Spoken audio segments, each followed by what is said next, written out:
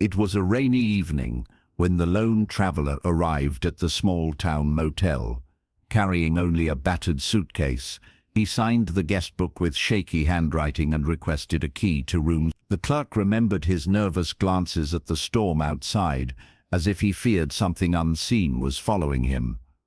By sunrise, the traveler and every trace of him was gone. The motel sat at the edge of a forgotten highway, a relic from decades past when travelers would pull off the road for a night's rest on their way to somewhere else. Its faded neon sign buzzed weakly, spelling out vacancy in flickering red letters. The rain that evening had come suddenly, sheets of water sweeping across the cracked asphalt, making the parking lot shimmer like a dark mirror. Inside the lobby, the smell of old wood, damp carpet and stale coffee clung to the air. The clerk on duty, a middle-aged man named Frank, barely looked up from his newspaper when the door opened and the stranger stepped inside. The man was tall, his shoulders hunched under a worn brown coat that had clearly seen better days. Frank stood in the doorway of room 6 longer than he realized, the silence pressing down on him like a heavy blanket. The room looked untouched, and yet there was an odd feeling in the air, as though someone had just stepped out seconds before. He checked the bathroom, flicking on the buzzing fluorescent light. Nothing, no toothbrush, no clothes, no wet towels. The sink was dry, the mirror fogless. It was as if the man had never used it at all. Frank carried the paper he found on the nightstand back to the desk, squinting under the yellow glow of the desk lamp. The ink was smeared, the letters warped by moisture. He made out fragments, perhaps a not or no one, maybe the word waiting, the rest dissolved into nonsense. He set the paper aside, convinced it was nothing more than the ramblings of an anxious man. Still, something about it bothered him. Later that morning, Frank mentioned the disappearance casually to a co-worker, a young woman named Denise, who worked housekeeping. She raised an eyebrow and said she hadn't seen anyone in room 6. No luggage, no trash, not even footprints on the carpet. She laughed it off, suggesting Frank had simply mixed up the rooms in the logbook. But when Frank checked again, the shaky signature was still there. By noon, word had reached the town's sheriff, an older man named Porter, who had seen more than his share of false alarms. He came by in his dusty patrol car, not out of urgency, but because, as he told Frank, "We don't get much excitement out here." Porter walked the room himself, opening drawers, checking under the bed, even pulling back the curtains to reveal the dripping rain-soaked window. Nothing. The room was too clean. Maybe he skipped out in the night, Porter said, scratching his jaw. Could have taken off during the blackout. Frank frowned. But the key was still here. No one leaves without locking the door and bringing it back. Porter shrugged. Stranger things have happened. He pocketed the damp paper, muttering that he'd get the lab to look at it, though Frank suspected it would end up in a drawer, forgotten. That evening, the storm clouds gathered again. The motel's neon signs sputtered, struggling to stay lit against the rising wind. Guests whispered about the man in room 6. Some swore they'd heard faint knocking in the night, though none had ventured into the hall to check. One woman, staying 2 doors down, told Denise she'd woken around midnight and seen a shadow moving past her door, tall, hunched, carrying something. Denise repeated this to Frank, her tone nervous now. What if he's still here? What if he never left? Frank wanted to laugh, but he couldn't shake the image of the damp paper with its broken words. He started to remember the way the man had glanced at the windows, how his voice had quivered. The memory of those trembling hands replayed in his mind, as if warning him of something he hadn't yet grasped. The sheriff, meanwhile, returned to his station, telling his deputy it was just another drifter and not worth losing sleep over. Yet, as the night wore on, Porter found himself staring at the damp note on his desk. In the right light, the smeared ink revealed more than just random shapes. He thought he could see a sentence forming, "Do not let them find me." That discovery changed everything. Porter leaned back in his chair, uneasy. If the message was real, then the traveler hadn't vanished by accident. He was running from someone or something. Back at the motel, Frank heard a noise in the empty corridor near room 6. It was faint, like the creak of footsteps on old flooring. He told himself it was just the storm shifting the building, but when he looked, the hallway was empty. Still, the sound lingered in his ears, refusing to fade. Guests grew restless. A couple checked out early, muttering that the place felt wrong, like the walls had eyes. Denise avoided the far end of the hallway altogether. Even Frank, though he told himself he didn't believe in such things, avoided looking directly at the door to room 6 after dark. And yet, every morning when he arrived for his shift, the key still hung on the hook, untouched, as though waiting for the man who had never returned. Sheriff Porter couldn't let it go. The note weighed heavily on his thoughts as he drove through the darkened streets of the small town, rain pelting against his windshield in a steady rhythm. The words, "Do not let them find me," burned into his mind. He had seen desperate scribbles before, left behind by fugitives or vagrants hiding from debts. But something about this felt different. It wasn't just a plea, it was a warning. Back at the station, Porter pulled out the guest log from the motel. The shaky handwriting was strange, uneven, almost childlike. He compared it to other samples in old case files, but found nothing similar. It was as if the traveler had been writing with a hand that wasn't his own, or with someone standing over him, rushing him. The more Porter stared at the name, the less convinced he was that it even spelled Thomas. It could have been anything, a disguise, a fake. Meanwhile, Frank sat behind the desk at the motel, watching the storm roll in once more. Lightning split the sky, momentarily illuminating the highway that stretched into the distance like a black ribbon. He thought about closing early, turning away late-night guests, but something held him there. Curiosity, fear, perhaps both. Denise, on the other hand, was becoming visibly shaken. She told Frank she heard whispers when she cleaned near room 6, soft murmurs that faded the moment she stopped moving. Frank dismissed it, saying it was just the pipes or the hum of the old ventilation system, but when he walked the hallway himself, he swore he heard it too, a faint, broken voice drifting through the air like an echo. Word began to spread through town. In small communities, secrets never stay confined. Patrons at the diner whispered about the missing man. Some said he was a criminal on the run. Others claimed he was a government agent hiding from enemies. An older woman swore she'd seen him before, walking along the edge of the forest weeks earlier, his eyes darting nervously, his hands clutching that same battered suitcase. Theories grew wilder with each passing day. One rumor suggested the man was connected to a series of disappearances years ago, a shadowy figure who moved from town to town. Another claimed the motel itself was cursed, built on land with a dark history no one dared to discuss. Porter rolled his eyes at such talk, but he couldn't deny the strange unease he felt whenever he set foot in room 6. The air was heavy there, as if it carried the weight of something unseen. He ordered his deputy to canvass the area. They spoke to truckers who had stopped at nearby gas stations, farmers living on the outskirts, even travelers who passed through during the storm. No one had seen the man leave. No one had noticed a stranger walking along the wet highway or thumbing a ride from a passing car. It was as though the storm had swallowed him whole. One detail, however, stood out. A truck driver recalled pulling into the motel's lot around midnight to check his tires. He swore he saw a figure standing by the vending machines near room. The figure didn't move, didn't speak, just stood there in the dim glow of the flickering light. When the driver looked back a second later, the figure was gone.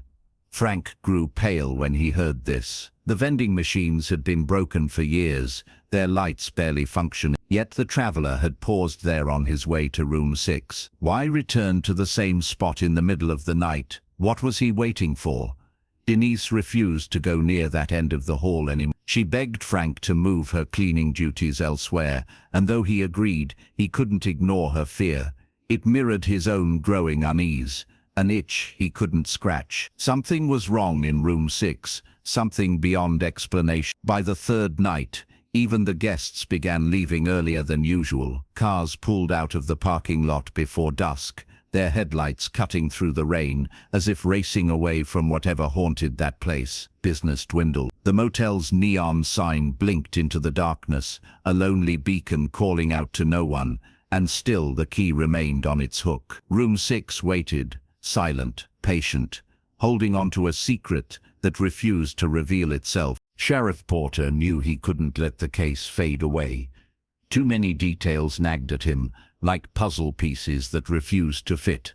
The guest log, the smeared note, the trucker's sighting, each pointed to something unusual, something not explained by a simple runaway. But in a town this small, resources were scarce. His deputy, Miller, was already frustrated, saying they had real work to do.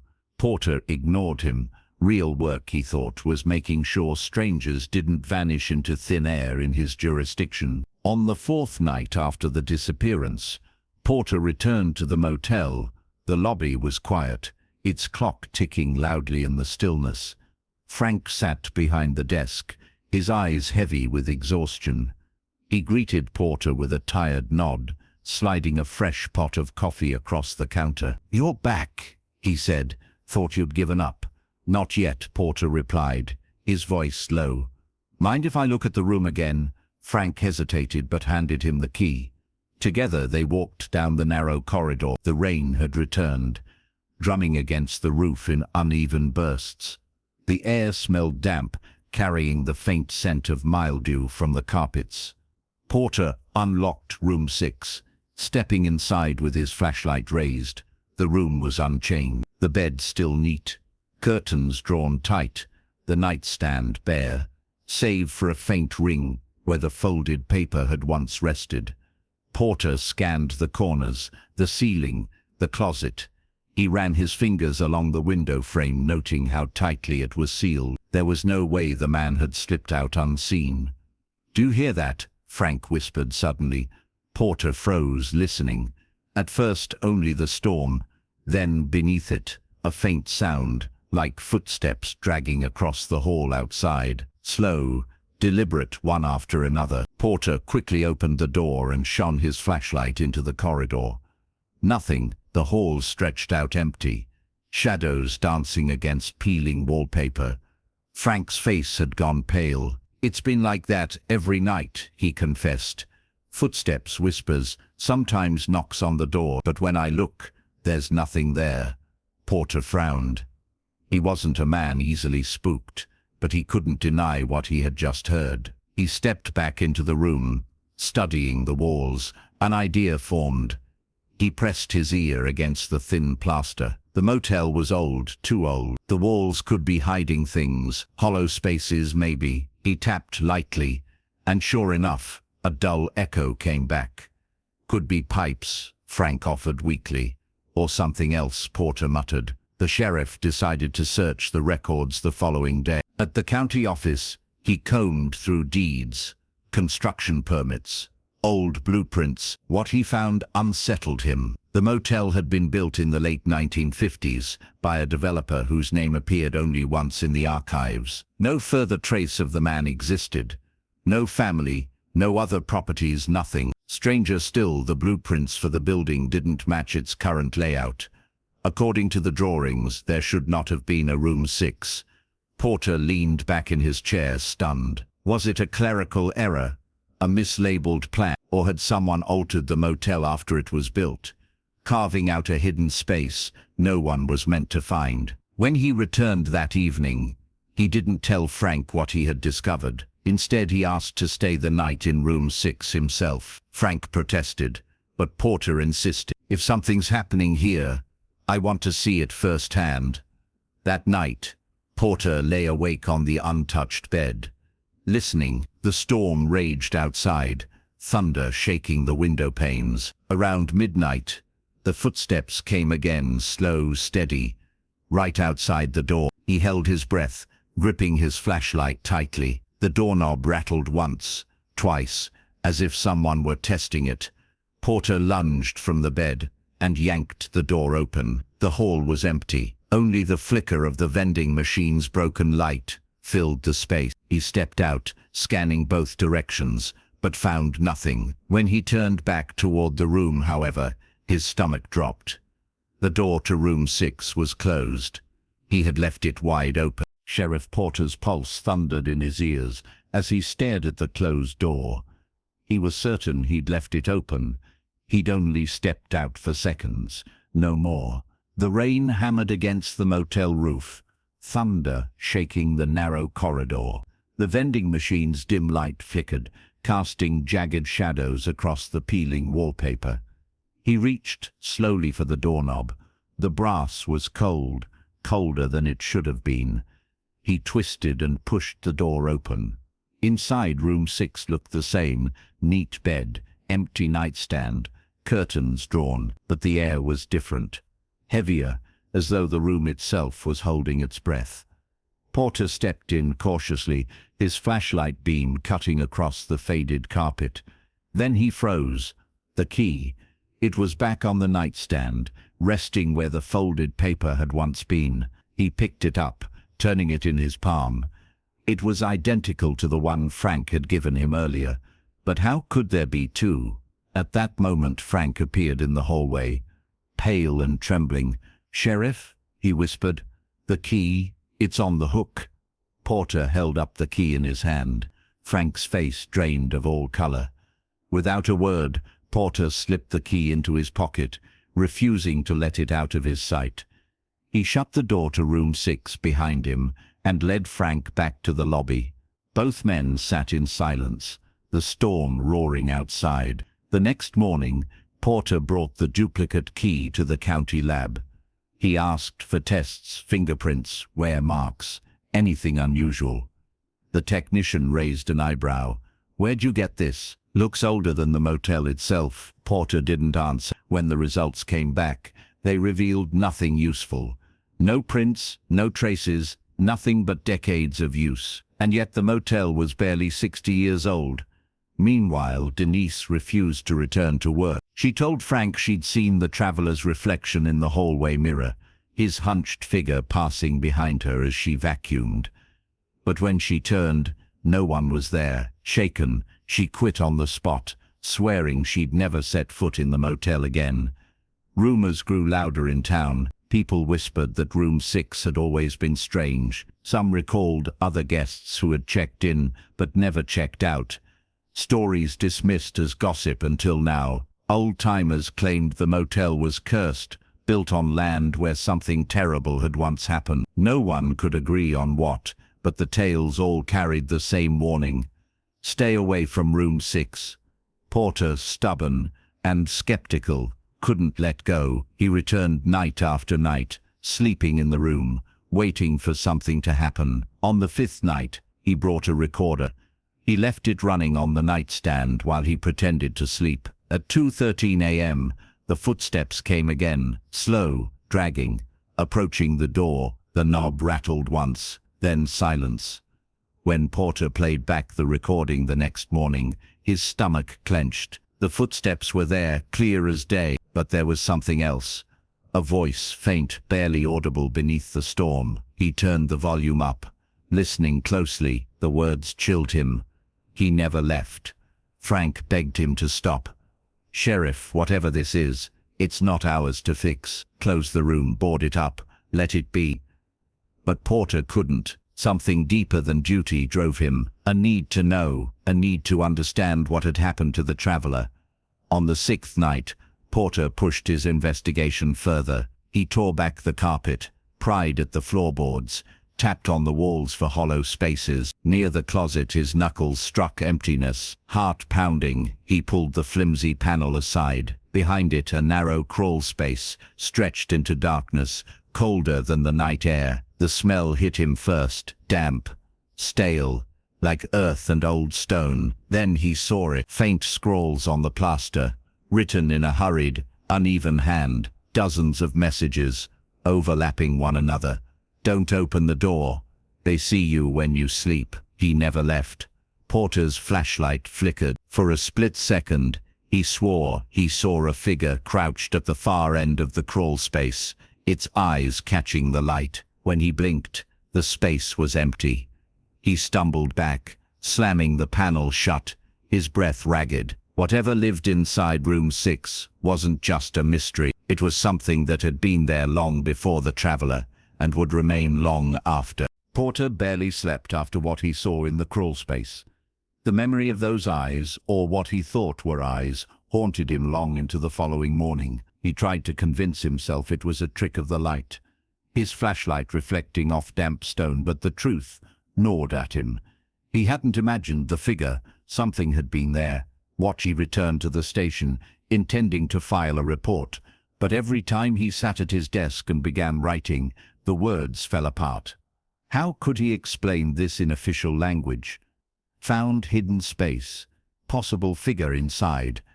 Disappeared when light shone on it. It sounded absurd, the ramblings of a tired old sheriff who had spent too many nights chasing shadows. He crumpled the paper and tossed it in the bin. Instead, he visited the county archives again. He pored over old newspapers, journals, and forgotten reports from decades past. Slowly, a pattern emerged. Stories of people who checked into that stretch of highway and were never seen again. Travelers, drifters, salesmen, names lost to time, their faces fading from memory. And always the same description: a storm, a stop at a roadside lodge, a sudden vanishing. The most chilling discovery came from a yellowed article dated 1963. The headline read, "Local motel closed after guest disappears."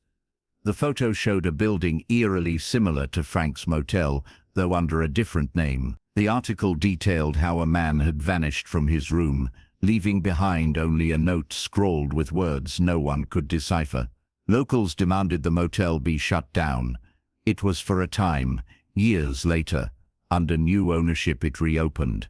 The name changed, but the place remained the same. Back at the motel, Frank's nerves were unraveling. Business had all but dried up. Guests avoided the property, rumors spreading faster than he could deny them. He begged Porter to stop digging, to let the matter fade. "You'll only make it worse," he pleaded. "If you keep looking, it'll notice." Porter frowned. "What do you mean it?" Frank's eyes darted nervously. "Whatever's in that room, whatever took the traveler, you don't spend 20 years working this place and not feel it. Room 6 was always different, cold when the rest of the building was warm, quiet when the storms were loud. Some nights I swear I hear breathing in the walls." That night, Porter decided to test Frank's theory. He set up a chair in room 6 and waited, his recorder and flashlight beside him. The crawl space panel loomed in the corner like a wound in the plaster. Hours passed. The storm outside swelled, lightning painting the room in violent flashes. At 1:47 a.m., the footsteps began again. Porter gripped the flashlight, but didn't move. He let them pass, each one dragging closer, until they stopped directly outside the door. Then, silence. The doorknob turned slowly, inch by inch, though the door remained locked. Porter's breath caught. He raised his flashlight toward the panel, certain he'd see movement. Instead, the light revealed something worse. The smeared messages on the wall were no longer faint. They were fresh, wet with ink, as though someone had written them only moments earlier. And among them, a new phrase had appeared: "He watches you now." Porter lunged forward, yanking open the crawl space. The stench of damp earth poured out. His flashlight flickered, and for the briefest second, he saw it again. Those eyes, wide and glistening, staring back at him from the darkness.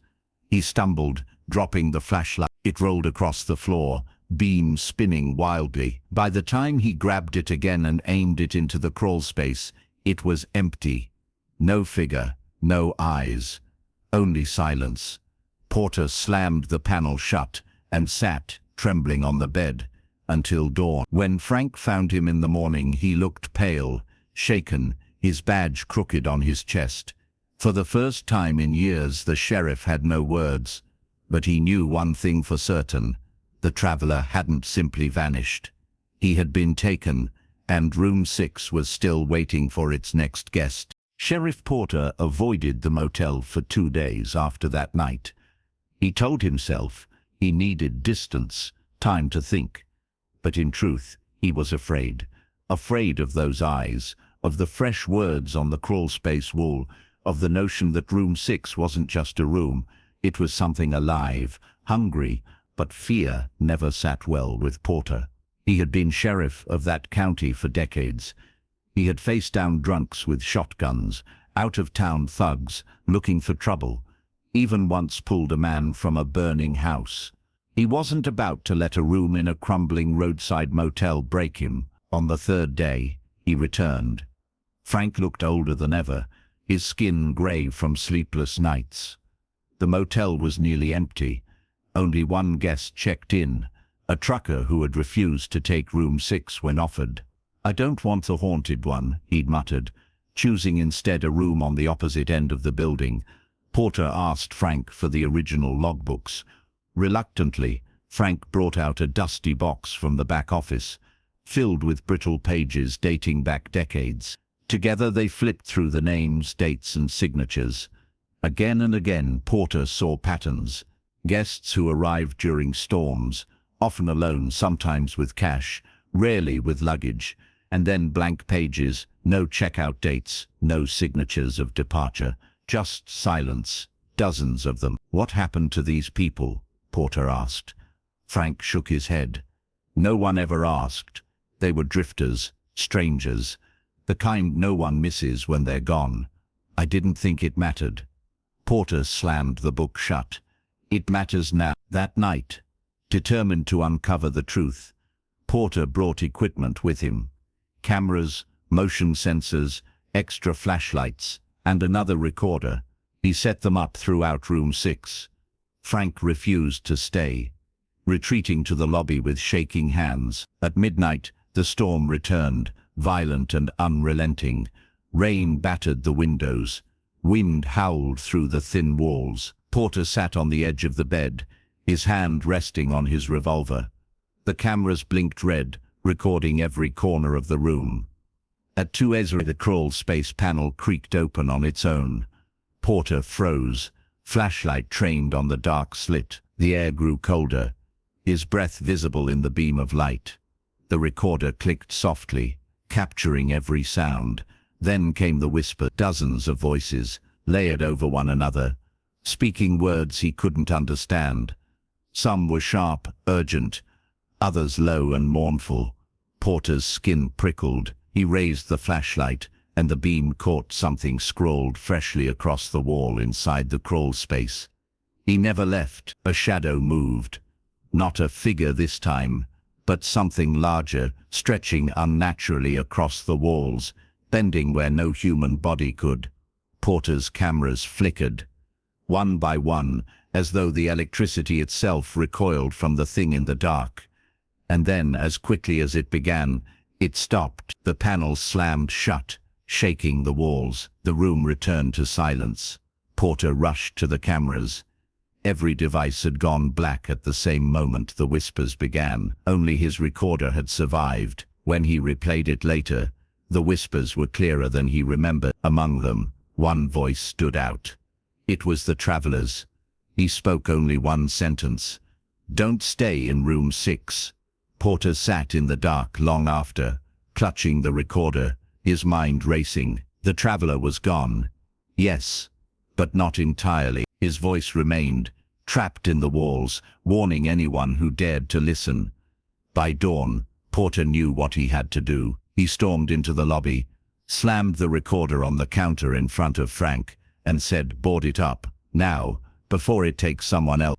But Frank only stared at him with hollow eyes. "You don't understand, Sheriff," he whispered. "It doesn't matter if you close the door. Room 6 always finds another way." Sheriff Porter left the motel at dawn, with the recorder in his pocket, Frank's words echoing in his mind. Room 6 always finds another way. He drove aimlessly for hours, trying to clear his head. The highway stretched endlessly before him, slick with rain, the grey horizon offering no comfort. He considered calling state investigators, maybe even federal. But how could he explain what he'd witnessed? Whispers on a recorder, shadows bending against natural law, a crawl space that seemed to breathe. He imagined the laughter, the headlines. Local sheriff loses his mind over motel room. Still, the weight of the voices, especially the traveler's warning, gnawed at him. Don't stay in room 6.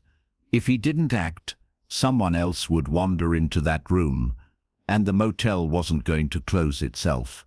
By nightfall, Porter returned, a crowbar in hand. He told Frank to leave, to lock up the lobby, and go home.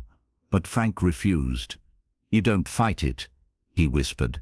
"You endure it. That's the only way." "I'm not enduring anything," Porter snapped. "I'm ending this." With that, he marched down the hallway. The air grew colder the closer he came to room 6. The vending machine flickered, casting its broken light across the walls. The corridor seemed longer than usual, stretched like a bad dream. By the time he reached the door, Porter felt the weight of unseen eyes pressing against his back. He jammed the crowbar into the frame, prying at the hinges.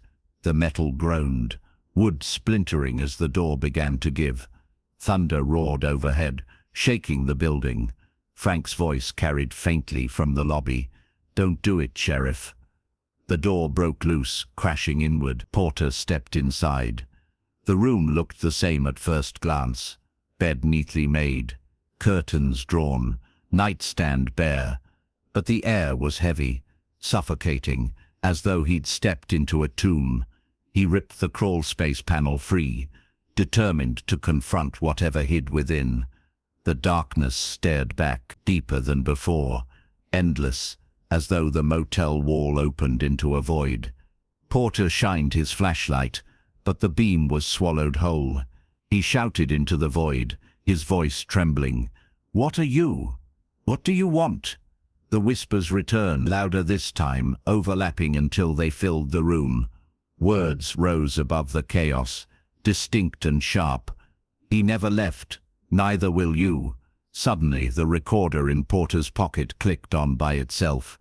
The traveler's voice replaying, warped and distorted. "Don't stay in room 6. Don't stay in room 6. Over and over, growing louder until it drowned out the storm. The floorboards beneath Porter's feet buckled.